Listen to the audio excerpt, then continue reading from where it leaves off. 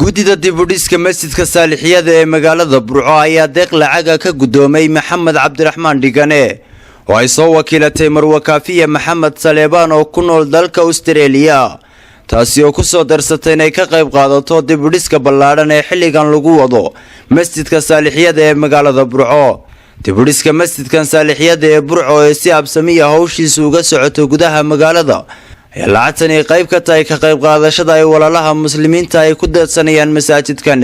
Maxamed Cabdiraxmaan Dhigane oo ka hadlayay munaasabada uu ku wareejinayay lacagtan ayaa si rasmi ah ugu wareejiyay gudida dibudhiska ee masaajidkan oo horkacayo Sheekh Maxamed Cismaan Walaaleeye. Anigoo ah Maxamed Cabdiraxmaan Dhigane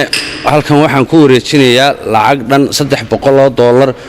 oo ay soo dirtay Kaafiya Maxamed Saleebaan oo reer Australia ah gudida dibudhiska masaajidka saalixiyada Sheekh Cabdiraxmaan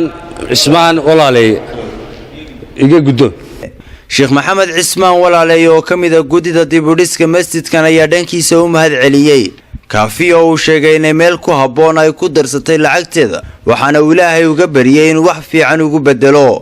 isagoona geesta kale ugu baaqay dadka muxsiniinta meel kasto ay joogaan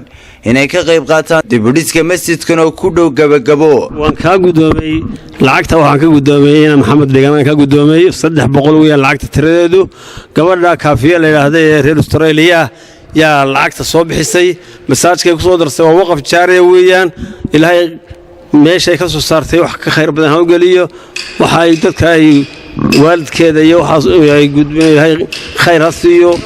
Ilaahay dambigooda ha dhaafo Ilaahay qubuuraha qabriga ha waasiyo iyadana Ilaahay wax khayr qaban iyo badkeedaba Ilaahay ha abaalmariyo waxaan ka codsaynaa dadka kale muxsiniinta inay saas leeg masaajidka waa socda waad aragtaan lafiisi oo waa dhibid laakiin hawshii halbad ma waxday in loo soo wado waxaan Cabdiraxmaan Walaaleeyaanahay. masjidka saalixiyada ee magaalada Burco waqtigan ku sii siqaya gabagabo ayaa dadka muslimiinta looga fadhiyaa inay kaga qayb qaataan dhamaystirka masaajidkan. Cabsaaq Faarax Cabdilaahi TV-ga qaranka Somaliland Burco.